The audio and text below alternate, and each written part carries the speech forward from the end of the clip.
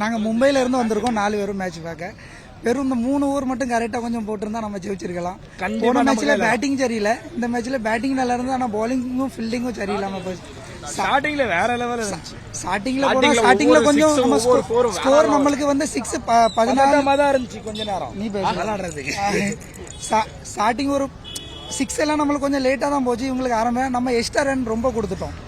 அவங்க extra run அதிகமாக கொடுக்கல, வைடு ஃப்ரீ கிட் எல்லாம் ரொம்ப கொடுத்தோம். அவங்க ஒரு நோ பால் கூட போடலை. அதனால தான் நம்ம மேட்ச் இன்னைக்கு தோத்துட்டோம், தவிர வித்தது இல்லை. கரெக்டாக போ அது ஒன்று எனக்கு 2 ஒரே அந்த மாதிரி இருந்தாலும் ஒரு ஏன்னா அந்த டிக்கெட் தந்ததே லக்னோ ஃப்ரெண்ட்ஸ் தான். 4 டிக்கெட் தந்தா நாங்கள் அதான் மும்பையில இருந்து பக்கத்தில் பார்க்கனே வந்தோம். பார்த்துட்டோம். டோனி கொடுத்து ஒரு பால் பார்த்தோமா, சந்தோஷமா இருக்கு. ஒரு நாள் ஜெயிப்போம், ஒரு நாள் தோப்போம், அதை பத்தி எங்களுக்கு கவலை கிடையாது. நாங்க ஒரு சிஎஸ்கே ஃபேன். சிஎஸ்கே எப்போ ஜெயிக்கணும் எப்போ தோக்கணுங்கிறது அவங்களுக்கு தெரியும். இது வந்து லாங் டோர்னமெண்ட், இது ஒரு லெங்தி டோர்னமெண்ட்னால ஃபர்ஸ்டே போன வருஷம் பாத்தீங்கன்னா ஆர்ஆர் முதல்ல எல்லாமே ஜெயிச்சிருந்தது. அதுக்கப்புறமா என்ன ஆச்சுன்னு நம்மளுக்கு தெரியவே இல்லை. அதனால எப்போ பீக் பண்ணுங்கிறது சிஎஸ்கேக்கு தெரியும். அதனால இது ஒன்றும் பிரச்சனை கிடையாது. பிளே ஆஃப்ல போவோம். ஃபைனல்ஸ் சென்னையில் நடக்கும். அந்த சென்னையில நம்ம ஜெயிப்போம் திருப்பியும். ருத்துவோட செஞ்சுரி பார்த்தோம், ரொம்ப சந்தோஷமா இருந்தது.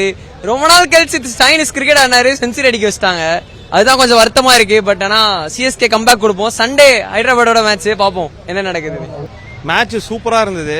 ஆன் தி ஹோல் என்ன சொல்றது, ஆன் தி ஹோல் வந்ததுக்கு ரொம்ப சாட்டிஸ்பாக்சனா இருந்துச்சு. மேட்ச் பாத்தீங்கன்னா மார்க்கஸ் ஸ்டைனிஸ் தான் மேட்சையே மாத்தினது. கைக்வாட் அந்த சைடு அவரு செஞ்சுரி அடிச்சிருந்தாரு. இந்த சைடு மார்க்கஸ் ஸ்டைனிஸோட செஞ்சுரி இன்னும் ஸ்பெஷலா இருந்துச்சு. 124 ரன்ஸ். ஒரு கட்டத்துல 211ன்றது ரொம்ப பெரிய இலக்குன்ற மாதிரி இருந்துச்சு நடுவில் ஆடும்போது. அதுக்கப்புறம் ஒரு மார்க்கஸ் ஸ்டைனிஸோ ஒரு குட்டி பார்ட்னர்ஷிப் ஆடினாங்க. அதுக்கப்புறம் பாத்தீங்கன்னா தீபக் கூடா வந்து கடைசியில சூப்பரா ஆடினாரு. அந்த 17 ரன் அடிச்சாருன்னு நினைக்கிறேன், ஒரு 6 அடிச்சாருன்னு நினைக்கிறேன், ஒரு 6 ஒரு 4 அடிச்சாருன்னு நினைக்கிறேன். அதுதான் மெயின் மேட்சே மாத்தினது.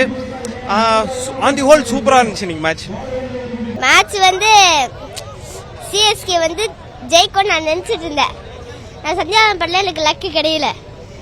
அது எனக்கு பாதி மேட்ச் தான் தெரிஞ்சுது. அதுக்கோசரம் நான் லக்னோவுக்கு சப்போர்ட் பண்ணிட்டேன் பாதி மேட்ச். ஆமா ஆமா எதிர்பார்த்து வந்தோம் சென்னை ஜெயிக்கும்னு. கடைசி நிமிஷத்துல மேட்சை விட்டாங்க. ரொம்ப எதிர்பார்த்து வந்தோம். 3000 ரூபாய் கட்டி டிக்கெட்லாம் வாங்கிட்டு வந்தோம். கடைசியில ஏமாற்றம் மட்டுமே. ஐபிஎல் கப்பு ஜெயிக்கிறதுக்கு வாய்ப்பு கம்மி தான். பட் இருந்தாலும் நம்புறோம். சென்னை ஃபேன்ஸ் நாங்க எல்லாருமே சப்போர்ட்டிவா இருப்போம். தலையோட தரிசனம் பார்க்கறதுக்காக வந்தோம். ஆனா பாத்துட்டோம். தீபக் சகர்னு ஒருத்தர் ஃபீல்டிங் பண்ணாருங்க. அவர் மட்டும் அடுத்த மேட்ச் கண்டிப்பா தூக்கி வெளியே போடுங்க. ஃபீல்டிங்கா சார் பண்றாரு. அவரு கையில வர பால பிடிக்க முடியல, தட்டு ஆச்சு விடலாம் சார். அதை தட்டு கூட விட மாட்டாரு. இவனெல்லாம் எதுக்கு ஃபீல்டிங் டீம்ல சேர்த்து வச்சிருக்காங்கன்னு தெரியல. நான் ஆர்சிபி ஃபேன் தான், விராட் கோலி ஃபேன் தான். ஆனாலும் எனக்கு தலைவே டோனியை வந்து ரொம்ப பிடிக்கும். கோலியை ரொம்ப பிடிக்கும் தான் இல்ல சொல்ல. ஆனா தலைய தரிசனம் கண்டிப்பா பாக்கிறதுக்காக வந்தோம். தோத்தாலும் பரவாயில்ல, தலையை பார்த்துட்டோம். தலையை பார்க்கறதுக்கு தாங்க சார் வந்தோம். நாங்க மேட்ச் பாக்கிறதுக்காக வரல. தலை ஜெயிச்சாரா அவ்வளவுதான்.